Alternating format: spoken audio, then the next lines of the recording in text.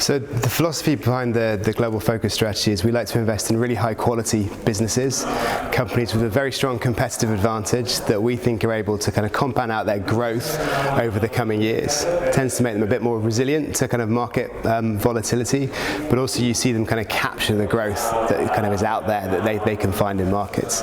In terms of adding new holdings, it tends to be a case of we're looking for companies that have that strong competitive advantage. It's a constant competition for capital within the portfolio. So if we see a deteriorating competitive advantage or a change in the investment thesis or a company that just becomes too expensive, then we might sell that and replace that with kind of another stock that maybe meets with our investment criteria in our category.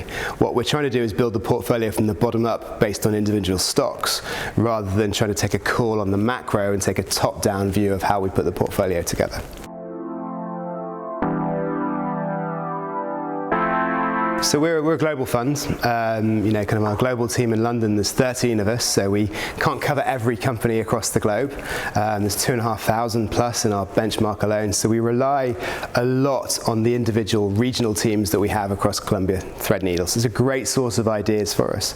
But between us and those regional teams, what we're trying to do is meet management. We want to kind of spend time with them, we want to talk with them, and that primary kind of source of investment research, investment kind of conversation with those managers is absolutely key for us.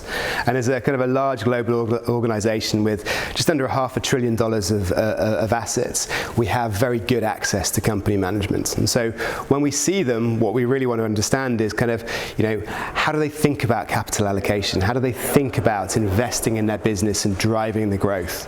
And so we want to understand and have that confidence they're using capital well, they're allocating it efficiently, they're investing for future growth. And just to understand about where does the competitive edge lie, what differentiates them from their peers, and those are the kind of the key messages we're trying to get out from them when we speak with them. We also speak with their peers, and we speak with the end users of their products or the suppliers to them, because it builds a kind of a whole holistic picture that gives a better impression than simply just talking to the management. So we're a bit different maybe to some of our peers in the kind of quality growth space. Like them, we like technology, but it's about kind of where we're finding those ideas. So cloud computing revenues are set to double over the next 2 years. So a company like Microsoft, which has the Azure cloud computing product, or Amazon, which has AWS, that stands to benefit significantly. It's a very difficult kind of industry to challenge and to kind of come in as a disruptor. But technology covers that. It covers things through like Alphabet, for example, right through to kind of credit card companies like MasterCard and Visa. As the world starts kind of spending more online and e-commerce grows, that's great for MasterCard and Visa. But equally, as more people start using their card instead of cash, that's a great opportunity for those companies. So we find a lot of innovative, different types of technology companies. Financials is maybe a different one for our type of fund. What we're not doing is going investing in developed market banks, so kind of no European banks, no US banks, but we quite like emerging market banks, very niche banks with a kind of superior competitive edge that allows them to kind of benefit from this kind of wealth creation across emerging markets. And actually we can find some really interesting ideas there. Similarly, kind of the change in demographics across Asia, kind of so across Asia, outside of places like Indonesia and India, you're seeing aging populations in the likes of kind of Hong Kong, even into China.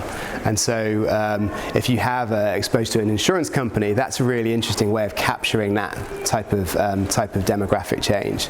And we kind of balance that on the other side in the developed markets with things like exchanges, so kind of stock exchanges where very difficult business to disrupt or to challenge, or something like S&P Global, who provide the rating agents and the rating agency and the kind of the index provider. As long as my peers who run a US portfolio are benchmarking to the S&P 500, that's going to be a predictable recurring revenue stream for them.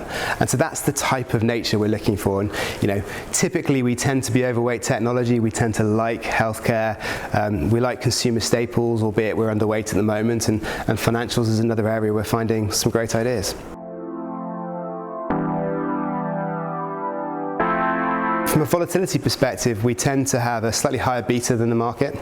So we're investing in growing companies, so that's perhaps kind of understandable in sectors like technology and kind of financials. But the performance has been really strong, and I think 2019 has been characterized by a kind of a mix of different environments. You've had the first 3 months, which are the strongest first quarter for global equity markets in over a decade. And we delivered significant outperformance there from some of our technology holdings, some of our names and financials. And you've seen volatility come back to markets as well, so particularly May and August. And I guess that defensive profile, even with a beta slightly higher than 1, the kind of predictable cash flows has seen us being a bit more resilient to that market turmoil. And so we've outperformed. So in terms of contribution, financials has been a strong contributor. We've seen some, kind of some success from our technology names, and equally in areas such as healthcare as well. So it's kind of, I guess, it's proof that we can outperform in rising markets, but also protect capital on the downside.